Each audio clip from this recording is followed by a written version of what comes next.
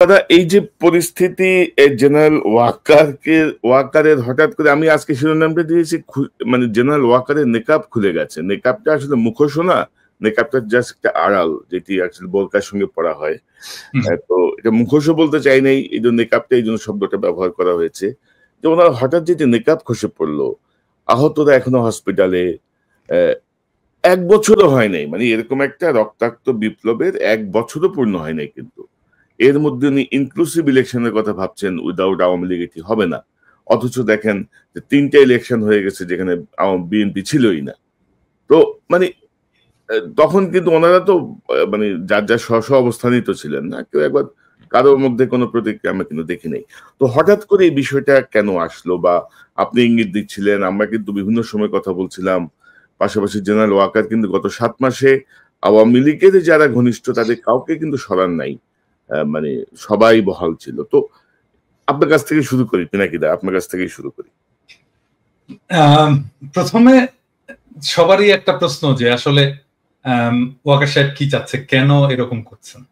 হ্যাঁ, এবং গত 25শে ফেব্রুয়ারি থেকে উনি যে অ্যাগ্রেসিভ ভাবে অ্যাড্রেস করছেন, সেই অ্যাগ্রেসিভনেস এর পিছনে কারণটা কি? আমরা ছোটবেলায় গ্রাম দেশে আমরা দেখতাম যে গ্রাম দেশে বাঁশঝাড় থাকতো, এবং বাঁশঝাড়ের ওইখানে অন্ধকার, দুই দিক দিয়ে বাঁশ টাস ঝাড় ইয়ে হতো, এবং মনে করা হতো যে ওইখানে ভূত পেতনি থাকে, জিন ভূতের আসর টাসর হয়। এবং ওই জায়গা দিয়ে যাওয়ার সময় আমরা জোরে গান গাইতাম আর কি, জোরে জোরে কথা বলতাম যেন জিন ভূতের আসরটা যেন না পড়ে। তো ওয়াকার সাহেবের অবস্থা হয়েছে এইরকম আর কি, উনি জোরে জোরে গলার জোর বাড়ায় উনি দেখানোর চেষ্টা করতেছে যে উনি ভয় পান নাই, কিন্তু আসলে উনি ভয় পেয়েছেন। ঘটনা হচ্ছে উনি কিসের ভয় পান? ভয়টা হচ্ছে জাতিসংঘের সেই রিপোর্ট, যে রিপোর্টটা আমি বলছি যে এটা একটা বিস্ফোরক, এবং এটা পাতায় পাতায় ছত্রে ছত্রে লেখা আছে কোন বাহিনীর কে কে কিভাবে মানুষের মানবাধিকার লঙ্ঘন করছে, গণহত্যা চালাইছে, গণহত্যার সহযোগী হয়েছে, এভিডেন্সকে ধামাচাপা দেওয়ার চেষ্টা করছে, এবং সমস্ত জায়গায় সুপিরিয়র রেসপন্সিবিলিটিতে ওয়াকার সাহেব আছে।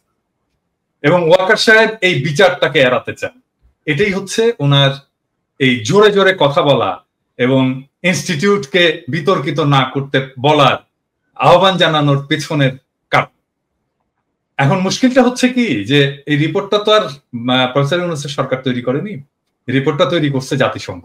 এবং এই রিপোর্টটা যদি কেউ ডিটেইল পড়ে দেখে তাহলে দেখবে যে মানে প্রমাণ হিসাবে তুলে ধরার ক্ষেত্রে জাতিসংঘ যে মেটিকুলাসলি প্রত্যেকটা তথ্য, প্রত্যেকটা এভিডেন্সকে কতবার ভেরিফাই করছে, হ্যাঁ, তার কোনো ইহত্যা নাই। মানে ধরেন আমি একটা এক্সাম্পল দিই, ধরেন একটা ছবি ব্যবহার করছে, হ্যাঁ, এই ছবিটা কিভাবে কোথায় কোন সোর্স থেকে পাইছে, কিভাবে সেটা ভেরিফাই করছে, কিভাবে ফটো ইমেজটাকে এনহ্যান্স করছে, কে করছে, হ্যাঁ, কোন ফরেনসিক ল্যাবরেটরিতে এটা এনহ্যান্স করা হয়েছে, কোন ফরেনসিক সায়েন্টিস্ট এটা এনহ্যান্স করছে, এভরিথিং ডিটেইল। মানে এর এইখানে যে এভিডেন্স গুলো দেওয়া আছে সেটা কোনোটাকে অস্বীকার করার কোনো ক্ষমতা নাই।